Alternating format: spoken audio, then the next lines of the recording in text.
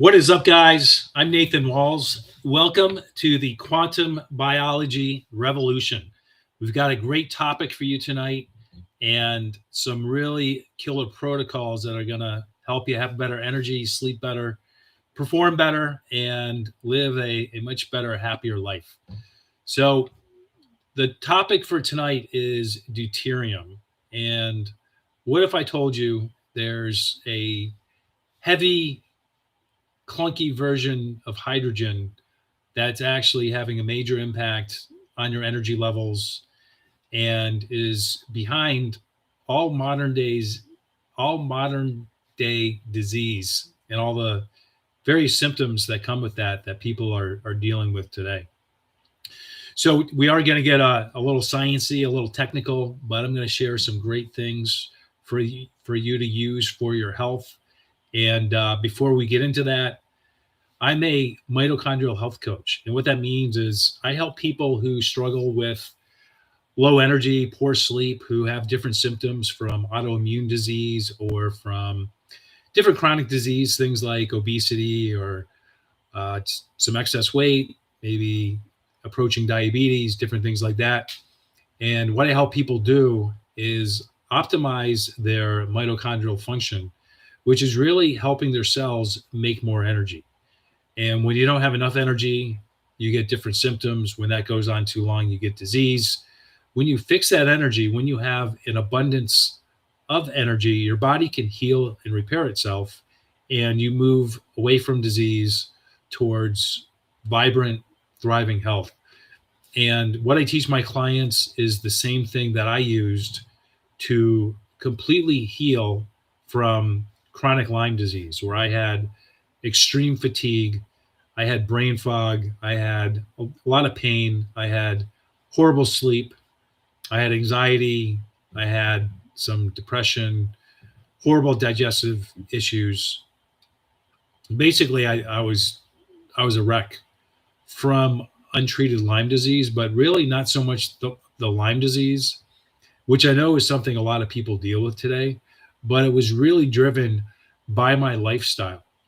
And the lifestyle most people have today, the elements people are exposed to today, all actually cause people to accumulate this thing called deuterium.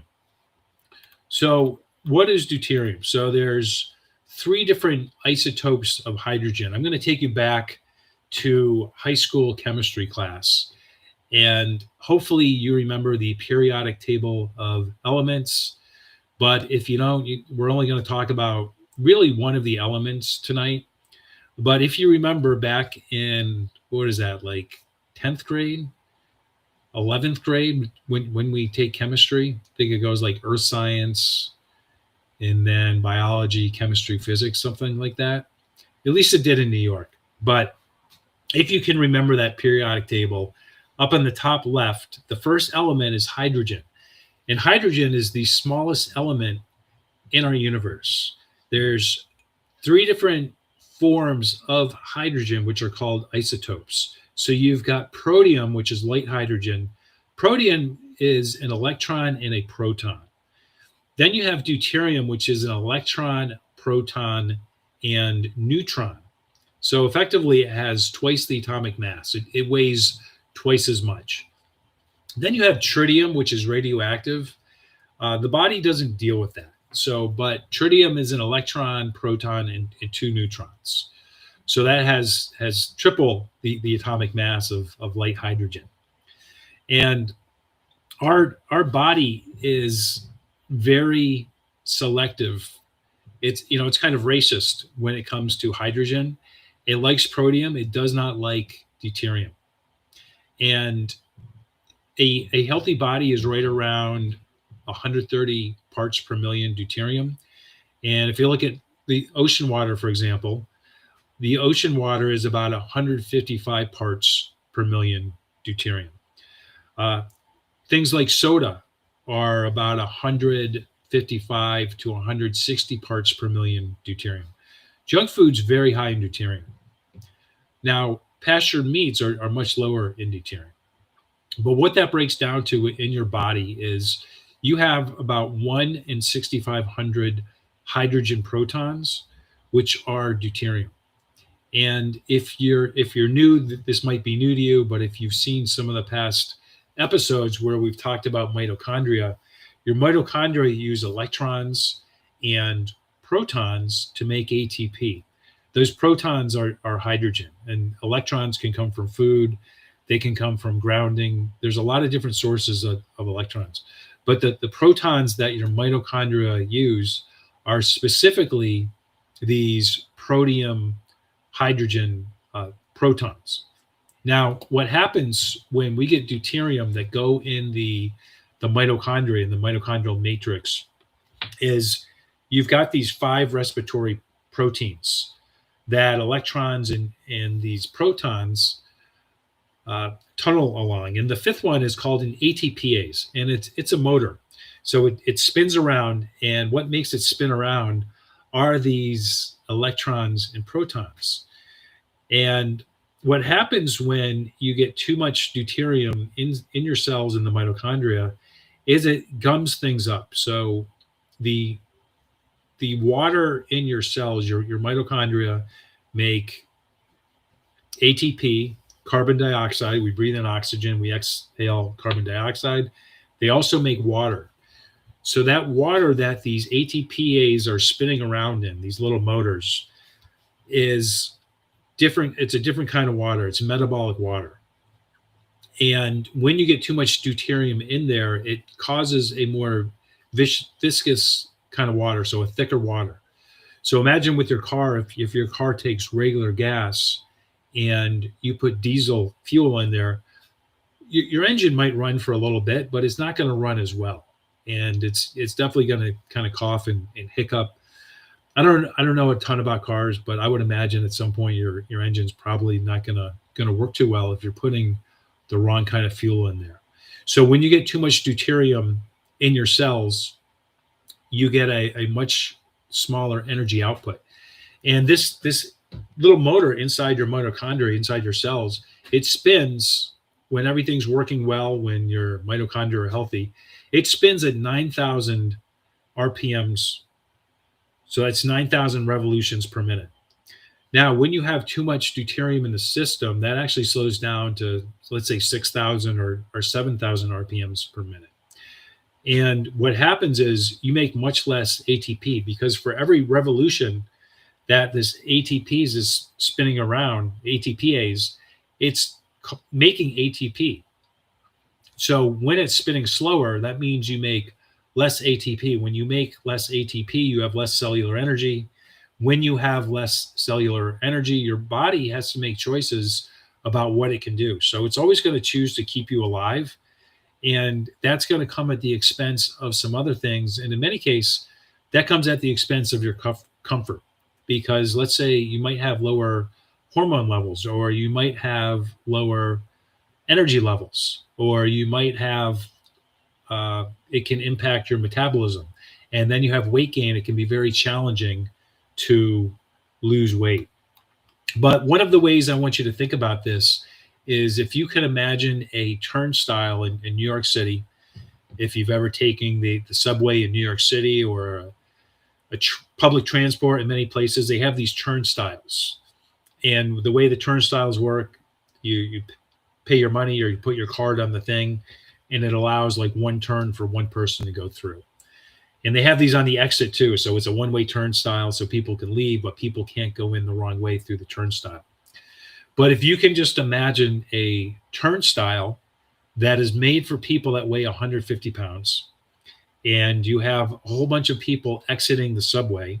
So let's say you have a line of 100 people. They're all going through the subway very orderly.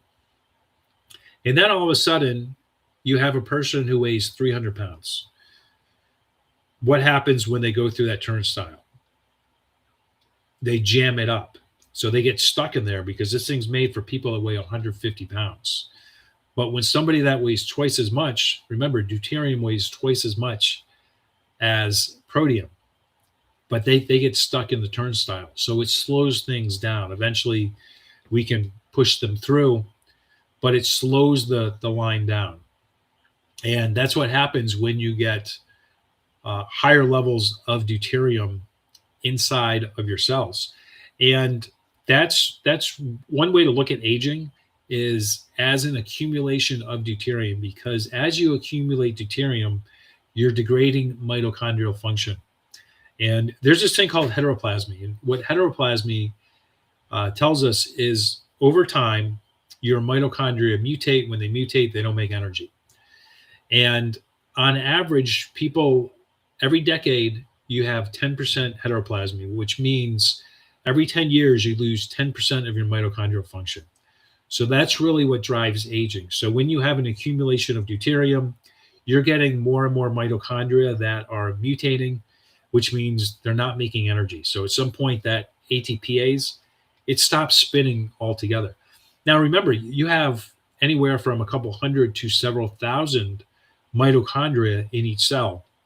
You've got a very high threshold for proper cellular function. You can actually have 60%.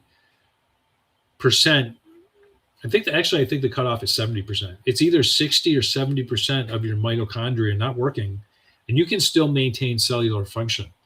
But this can show up in different parts of your body. So if you have a bunch of deuterium accumulation in your heart, you have lower mitochondrial output in your heart, that's going to show up as heart disease. If you have a higher accumulation in your brain, that's going to show up as neurodegeneration.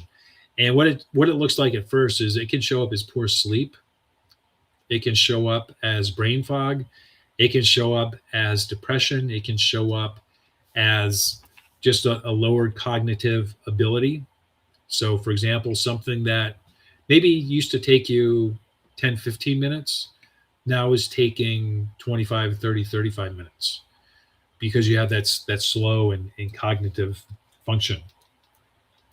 Now, what's really interesting is our sun, it burns hydrogen. That's what makes the sun and the heat that we feel in the earth. But the sun actually destroys deuterium as fast as it's made.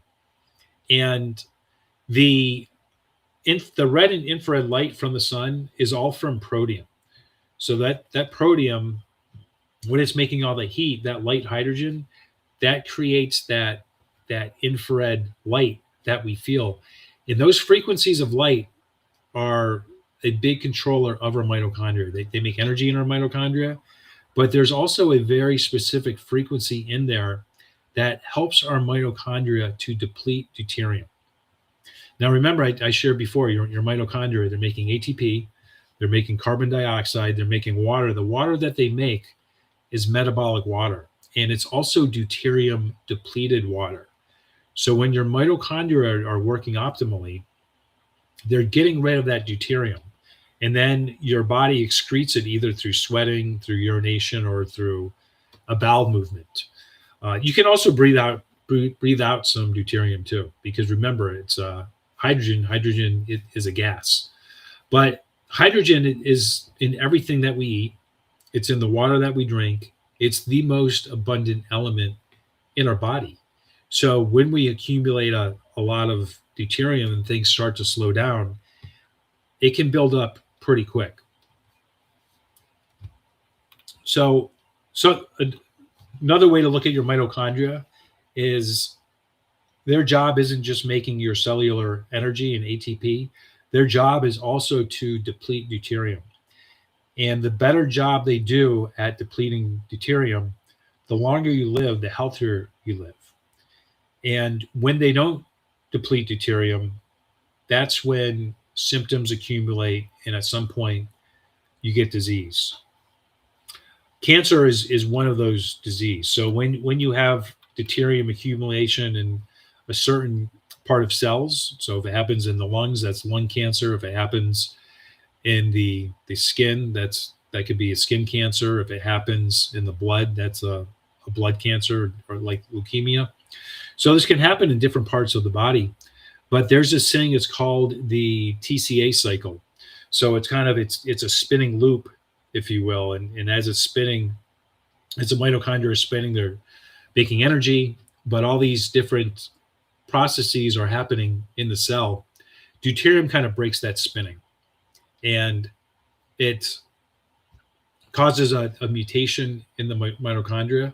When it stops that spinning, mitochondria, they switch from TCA to burning sugar to make energy. So you can no longer fat burn. And a lot of people who get stuck with weight gain and they can't lose that, it's because their body has lost the ability to fat burn, and they're relying more on sugar burning, and that can drive cancer progression even further. Now, another thing that happens is pseudohypoxia. And pseudohypoxia is when your mitochondria don't get enough oxygen. So remember, we breathe in oxygen that we get from plants. Our mitochondria are using that oxygen to make ATP. And oxygen is paramagnetic. And what that means is oxygen molecules are drawn to magnetic fields. So your ATPs are spinning. That's a motor. Motors create magnetic fields. That's what draws the oxygen into the mitochondria. But when those slow down, the magnetic field gets weaker. They're not able to attract the oxygen molecules. Even if you're breathing in oxygen, if you don't have that's 9,000 RPM spinning, then you're not attracting enough oxygen, and that creates hypoxia in the cell, which also can break down your cells and drive aging faster. A lot of things in our modern environment are really exacerbating this. One of the big things is EMFs, so non-native EMF. The sun is a natural EMF. So EMF is an electromagnetic field. The sun makes massive EMFs, but those are EMFs that our body, our biology, and all life on Earth has lived under for millions of years, even billions of years. So it's been around a long time. In the past 150 or so years, we've had the invention of light bulbs and electricity. Our homes becoming wired. We've had the introduction of radio, of TV, of the internet, wireless radiation, cell phones. So over the past, 1879 is when we got the light bulb. The early 1900s, or maybe it was the late 1800s, is when we got radio, and then we had TV in the early 1900s. But we didn't get the internet till the 90s, and things didn't really go wireless until the 2000s. So if you think about the last quarter century, a little more, we've just had a massive explosion of non-native EMFs. So in the form of higher energy demands for all of our devices, and a massive amount of wireless radiation from cell phones and wireless computers and all of our wireless devices today.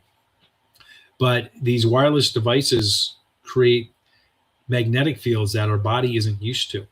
And one of the ways the mitochondria is able to select protium over deuterium is protium and deuterium have different magnetic signatures. When we are connected to the earth, our body does a much better job of detecting these magnetic signatures.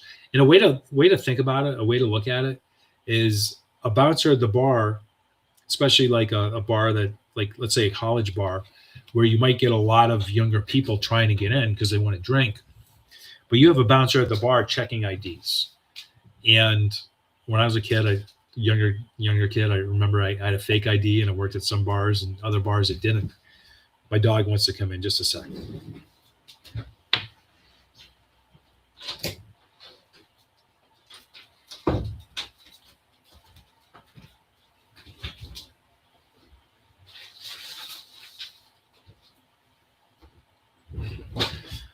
But at some of the shadier bars, you could get in with a fake ID, but for the nicer bars, they weren't going to let you in. So if you weren't old enough, if you didn't have the right ID, you couldn't come in. So when your body's connected to the earth, when you have native geomagnetic from the earth fields around you, your body does a much better job of detecting who should come in and who shouldn't come in. So it does a much better job of letting in protium and keeping out deuterium. When you have all this exposure to these non-native magnetic fields and electric fields, your body has a decreased ability. So more deuterium get in. I mentioned before, so the biggest diseases today, the number one killer is heart disease. Number 3 or 4 is neurodegeneration. It might be 5, but it's fast approaching 3. It's growing probably faster than heart disease right now. Like it's affecting more people at a younger age. And so a big driver of that is an accumulation of deuterium in the brain, which is really driving these higher levels of deuterium. But one of the quickest ways to really drive that is by wearing AirPods, for example, because AirPods, you have one in each ear and they cross communicate. So the signal goes from your phone to the AirPod, then it goes from the one AirPod right through your brain to the other AirPod. So you're getting this massive EMF right through your brain. Your pineal gland's right here. So it's kind of going like right through where your pineal gland is, but you're radiating your brain, and this higher radiation is making it so your brain is accumulating higher levels of deuterium. Processed food. So processed foods are also very high in deuterium. There are different kinds of lines of plants. So a lot of modern plants today are C3 plants. So things like grains, soy, wheat, rice. These are C3 plants. C3 plants are much higher in deuterium. Now there's also C4 plants. So grass is a C4 plant. And if you think about a lot of meat today is fed grains. So they're fed grains which are higher in deuterium. They're also fed a lot of antibiotics and other drugs to keep them healthy because they're kept in very poor conditions. And this really drives a lot of sickness and disease in the animals. But from them eating grain diets, the meat from a cow that's fed grain is going to be much higher in deuterium than a grass-fed cow because grass is a C4 plant. It's much lower in deuterium. Also, these cows are spending a lot more time outside. They're not under these fake lights. They're connected to the earth.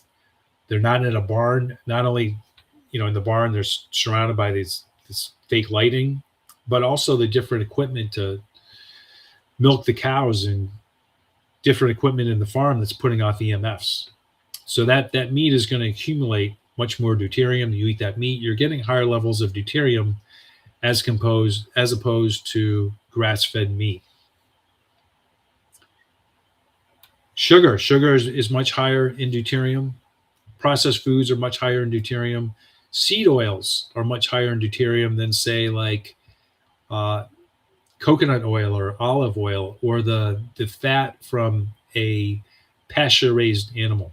One of the lowest deuterium fats is actually pork fat from pigs.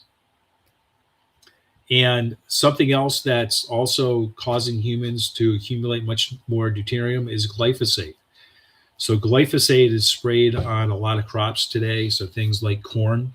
So not only are cows eating corn, which they're not designed for, they're ruminants, they're meant to be eating grass, but they're eating these grains higher in deuterium that have been sprayed in glyphosate. That glyphosate is still on the corn. It gets into the cow. Glyphosate actually competes with melanin. Melanin is something that helps you to chelate deuterium. So these higher levels of deuterium these higher levels of glyphosate are causing animals and humans too, because humans get a lot of glyphosate from all these different foods, but they're also causing us to accumulate and have a much harder time to eliminate deuterium from our bodies. And the other thing is just indoor living. Sunlight helps your body to deplete deuterium, and indoor light makes you accumulate it. Plus, when you're indoors, you're around much higher sources of radiation. Remember that affects your mitochondria's ability to determine protein versus deuterium. So there's a lot of factors today that are really working against us. So let's talk about some protocols. Let's talk about some specific things that you can do to help your body to really eliminate deuterium. So number one is morning sunlight.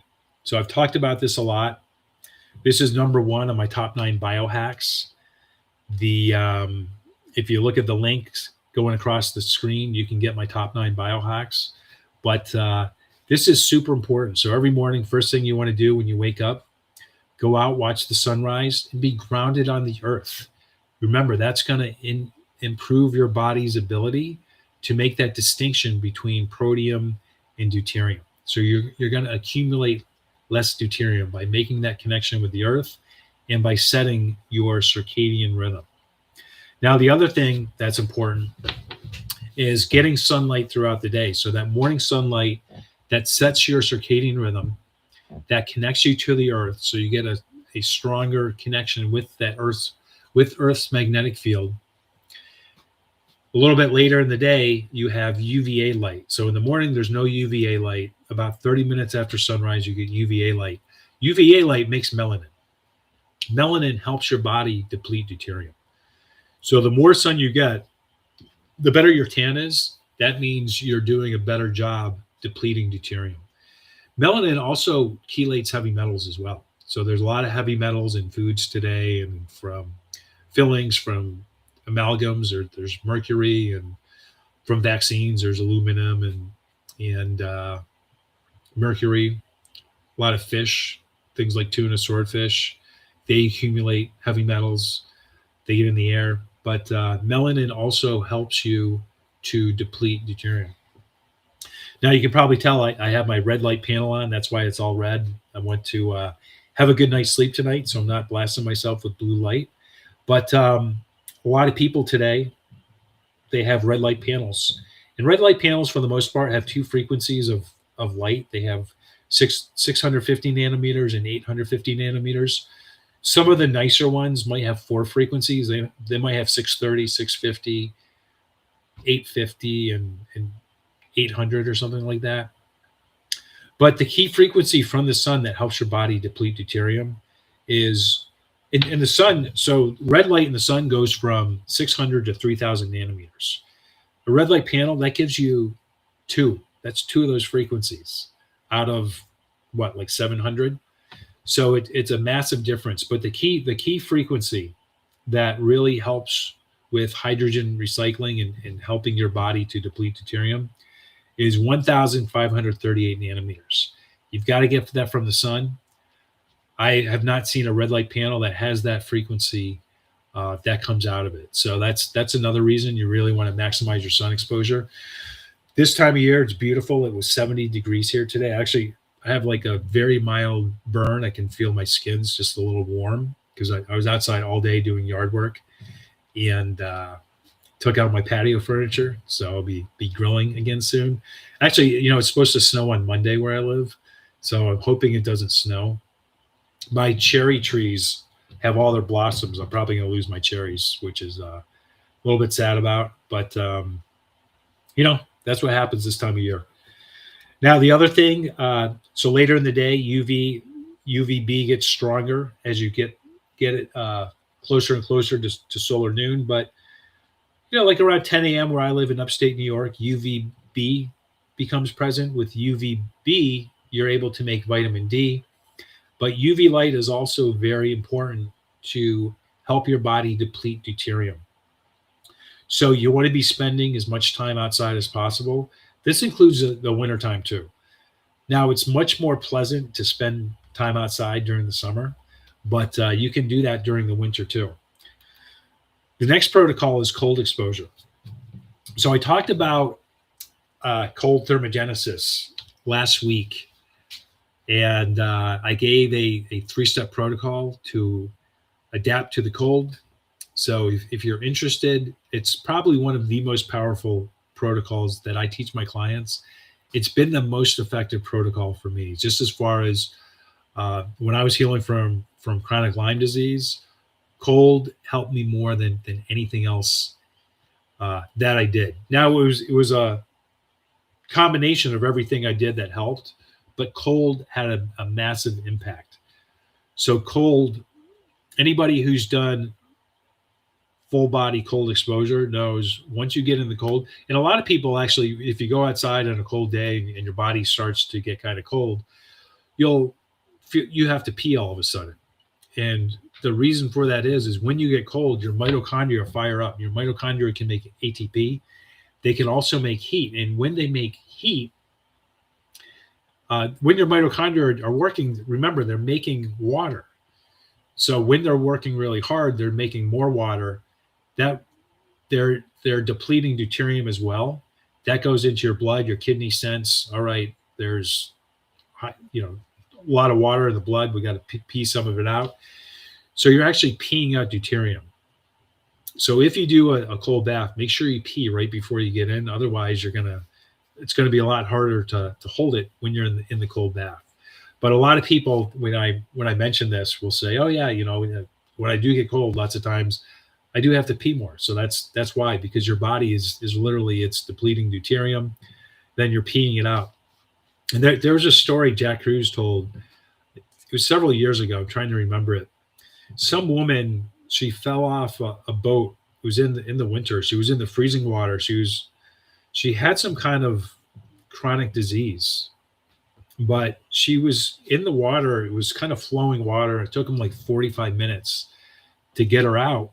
But she was just, I guess afterwards they found out she was peeing the whole time she was in the water. So her body was depleting all this deuterium. And once they rescued her from the water, or it was like shortly thereafter, the disease that she was dealing with had gone away. So a lot of people are able to get rid of chronic diseases from doing cold thermogenesis. Most people aren't in freezing water for like 45, 60 minutes just starting out. So it does take longer than that for most people, but it's very possible. Protocol number 3 is eating for light hydrogen. So grass-fed beef, remember, cows that eat grass is a C4 plant, that's lower in deuterium. Fish are also lower in deuterium. Pork, so pasture pork, not factory farm pork, but pasture pork is another very low source of deuterium. I didn't really talk about the level. So I talked about how like soda is around 155, 160. Coconut oil, I think, is around like 125. Olive oil is around 125. Pork fat is around 120 from pastured pork. So for ideal health, you want to be between 120 and 130. So by eating foods that are lower in deuterium, you are going to reduce that amount of deuterium in your body over time. You also want to minimize grains, because remember, grains are higher in deuterium. You want to minimize sugar. Sugar is much higher in deuterium. Processed food, anything in a package is going to be higher in deuterium than, say, vegetables or pastured meats or seafood. Now, fruit is also higher in deuterium. But remember, in the summer, if you're getting a lot of sun, there's high levels of infrared light, high levels of UV light. Your body's able to deplete that deuterium in the summer. But eating a lot of fruit in the winter, your body's going to accumulate deuterium, unless you're doing like massive cold thermogenesis protocols. But something to keep in mind, I eat fruit when it's seasonal. I mostly avoid it during the winter and when it's not growing where I live. Like, I love blueberries. Blueberries are my favorite fruit. We've got a blueberry farm like 10, 15 minutes from where I live. And my son Jay and I will go there. We'll pick like a big bucket full. Like we'll get like 8 pounds of blueberries. And during blueberry season, we'll go like 3-4 times. I'm eating just a massive amount of blueberries. But the rest of the year, I don't really eat many blueberries. We have like a lot of wild blackberry bushes where we live. So when the berries are in season, I'm eating a lot of those berries. We've got some cherry trees, but for the past 3 years, they've been killed by late frost. It looks like it's going to happen this year too. But again, in the wintertime, I'm not really eating those. A lot of things that are vegetables are really fruits. So a cucumber, for example, if you think about a cucumber, it's mostly water. So if you've ever juiced a cucumber, you get like a lot of water from that cucumber. But the fruit of the plant is high in deuterium because the leaves of the plant are actually depleting deuterium. They're sending it to the fruit. And deuterium does have a purpose. So it does fuel growth for when a baby is in its mother's fetus all the way through when it finishes growing. So when you're growing up, you do want to have higher levels of deuterium in your body. That's going to fuel growth. But once you stop growing, you want to have lower levels. Otherwise, you're going to speed up aging. But when a plant has a fruit, the leaves of the plant, photosynthesis also depletes deuterium, and that deuterium goes to the fruit of the plant. So in the case of the cucumber, which everyone thinks is a health food, the leaf on the cucumber plant sends that deuterium to the cucumber. So that water in the cucumber is higher in deuterium. So when the cucumber, let's say nobody picks it, it just stays in the dirt, it starts to break down. That water goes in and fuels the growth of those seeds. So that plant can grow into a new plant. So eating cucumbers in the winter is not a great idea. But in the summer when they're growing and you're getting a lot of sun, that's the time to eat them.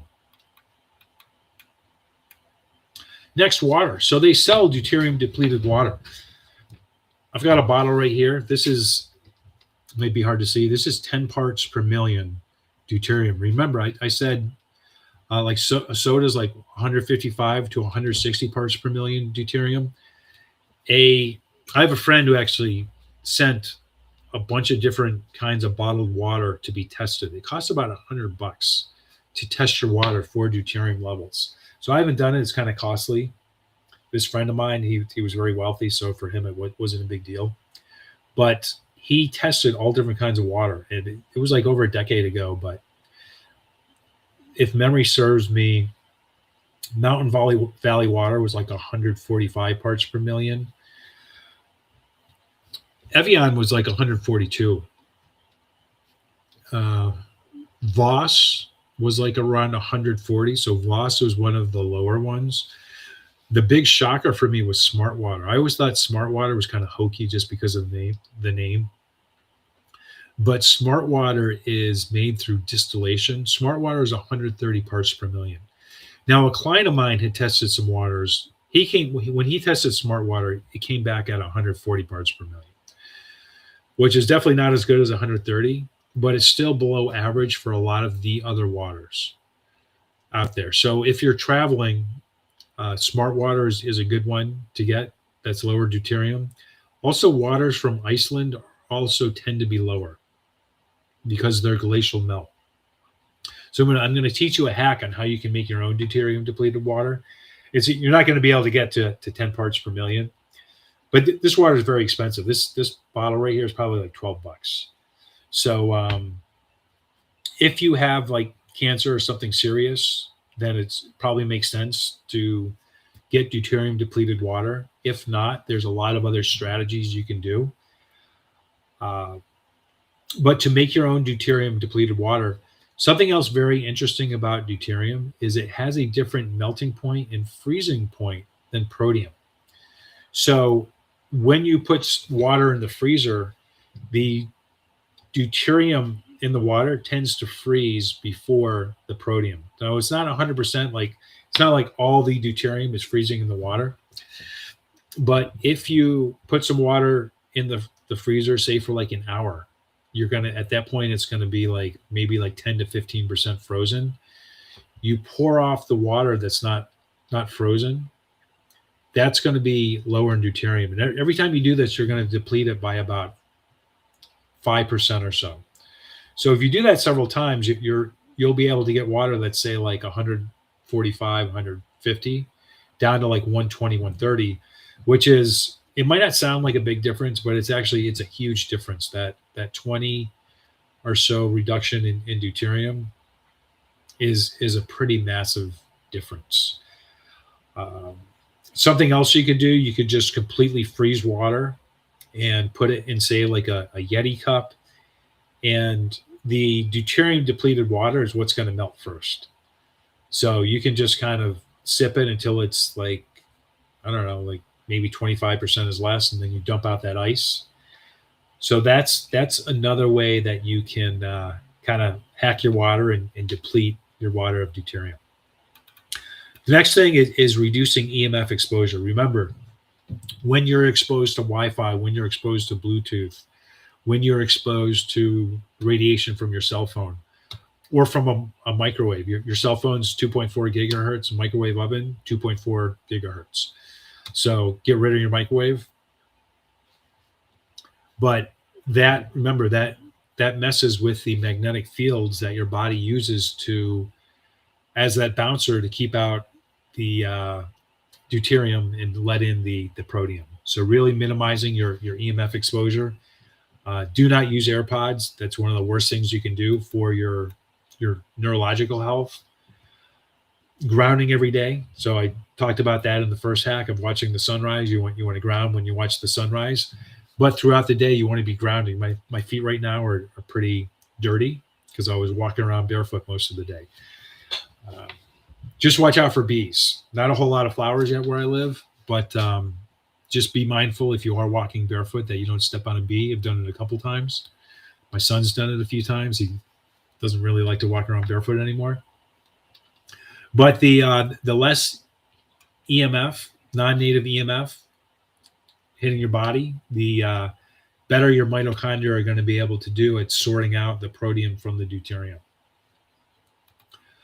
Next is your elimination pathway. So your liver and gallbladder play a very big role in depleting deuterium through bile. So when you eat fat, your body dumps bile to help break down that fat. But the bile actually absorbs deuterium, and then your liver, when it's processing, that helps to get rid of deuterium, and then you poop it out in the morning. Your pancreas are also a major deuterium offloading organ. So your pancreas makes sodium bicarbonate. And when you wake up in the morning, when you ground, when you watch that sunrise, it sets your circadian rhythm. That helps your body to offload that sodium bicarbonate or baking soda, essentially, that your body makes. That's going to be full of deuterium. And that actually helps you achieve a Bristol stool number 4. Bristol stool 4, that's like a perfect poop. But your kidneys, they help you pee out deuterium. So you want to take good care of your organs. But a common surgery today is a lot of people have their gallbladder removed. If you've had your gallbladder removed, that is going to reduce your capacity to remove deuterium. So you're going to have to rely on some of these other depletion strategies a little bit more. Just want to make you aware of that. I'll share one more. There's a lot more, and kind of depending on what you're dealing with, there are different strategies of these that you really want to use and work with. But another kind of common thing today is H. pylori. And what we've kind of more recently discovered is H. pylori thrives in high deuterium environments. And a lot of people have discovered by using mastic gum that gets rid of H. pylori. Dr. Jack Cruz just started talking about this very recently in podcasts and also for his private member Q&As. But it's not the mastic gum itself that's killing H. pylori. It's the chewing of it. So chewing is causing a vibration in the brain. Your brain has these different vortexes. And if you can kind of imagine a tornado, so it's spinning around. And when it spins around, deuterium weighs more, so that gets kind of pushed out. And if you've ever seen like a centrifuge, so if you get blood taken for blood tests, they draw blood, they put it in vials, they put those vials in a centrifuge. The centrifuge spins and it separates the different parts of the blood, so the plasma, but it's separated by weight. So when you have these different vortexes, like in your brain, your heart, the mitochondria, the ATPs actually is like a vortex. But that spinning, when it's spinning around really fast, the heavier deuterium, that gets spun out, and your body gets rid of it through one of these different pathways that we've talked about.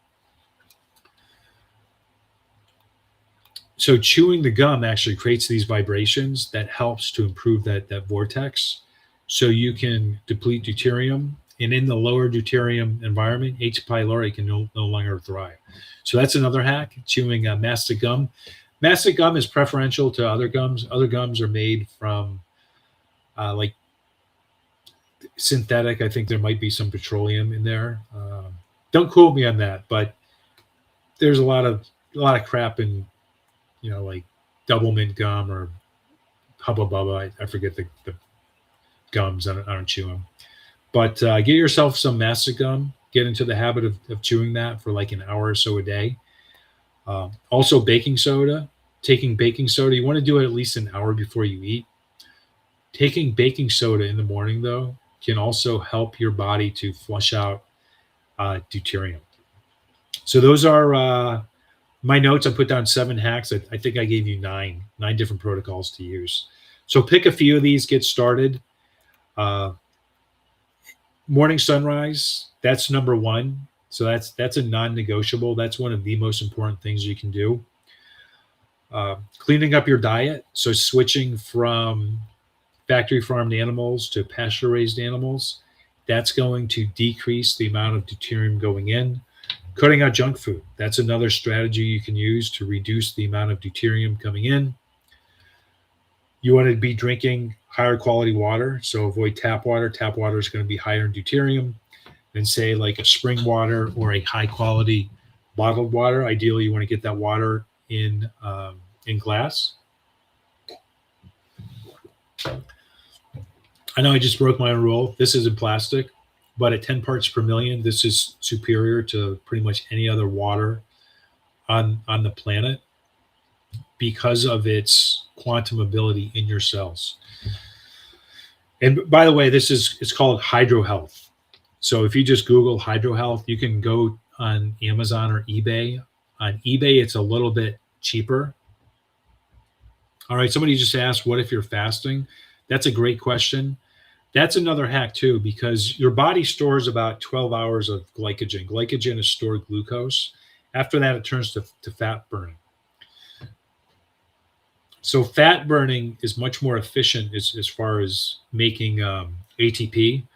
From fat, you make from 1 mole, so like 1 molecular unit, you're making 147 ATP, whereas from glucose, you're making 36 ATP,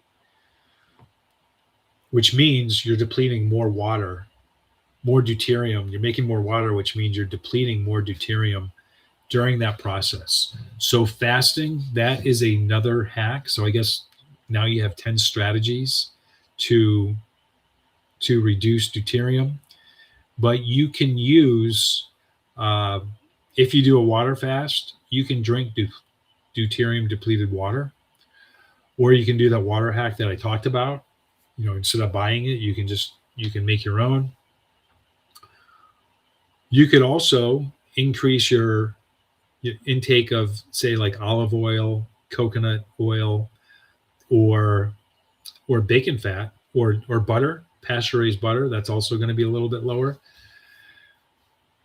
And replace the seed oil, so the canola oil, soy oil, corn oil, any kind of vegetable oil is going to be much higher in deuterium. So that's another strategy as well. Reducing EMF exposure, especially at night. So another part of your strategy is you want to have quality sleep. I think that's 11 hacks you have now. I won't count that one because everyone knows you should be getting quality sleep. But when you sleep, your body's also depleting deuterium. And when you wake up in the morning, if you're healthy, you're making it through the night without having to pee. If you have some health challenges, especially if you're not getting enough sun, when you don't get a lot of sun, you don't make ADH, antidiuretic hormone, then you have to pee during the night. Also, if you're low on electrolytes, you're going to have to pee more during the night. Another thing you can do is just have some sea salt before you go to bed. That's going to reduce nighttime bathroom breaks. But when you have a solid sleep through the night, you're getting into deep restorative sleep. that morning pee, that's loaded in deuterium. So you're offloading a lot of deuterium as well with that morning pee. And then finally, just spend more time outside. The more time you spend outside, you're getting that.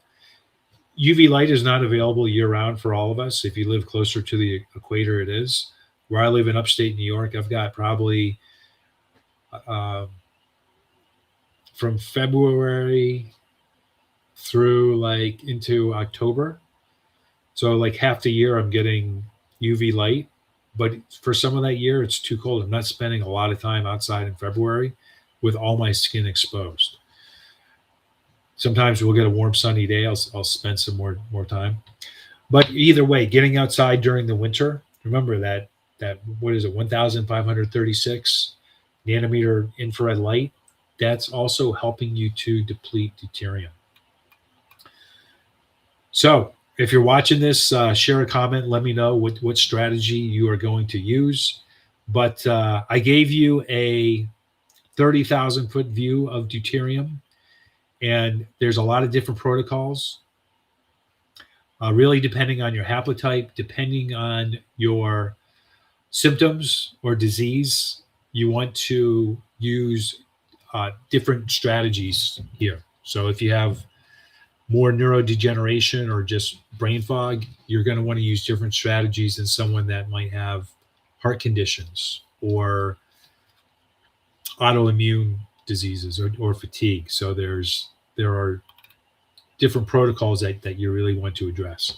So if you want a little more guided support with that, if you want one-on-one guidance to help you come up with your own customized protocols for what you're dealing with, you can schedule a strategy session so I can hear about what your challenges are, and I'll walk you through what my plan would be to help you get from where you are to your health goals. So only for those who are serious, I've got a limited number of spots. You can schedule a time for us to speak. If you just kind of want to dip your toe in the water, get my top 9 biohacks or my mitochondrial biogenesis guide. Both are super valuable. They're really just geared towards improving mitochondrial function, but there's a lot of overlap. A lot of these things are also going to help your body deplete deuterium. If you want something in the middle, where you want something a little more than a PDF guide, but not quite one-on-one coaching, I do have a course as well. I think there's a link below. I have a Gumroad course, which is 6 videos that are going to walk you through a lot of these protocols. And there's guides that go along with those courses as well. If you found value in this, share this with somebody else you think this can benefit. Give this a thumbs up and let me know which of these protocols you're going to put to work. You'll get some results pretty quick, but a lot of the results are really going to come from making these protocols a permanent part of your life. So let me know what you're going to incorporate in your life. Have a great week. I'll see you next week.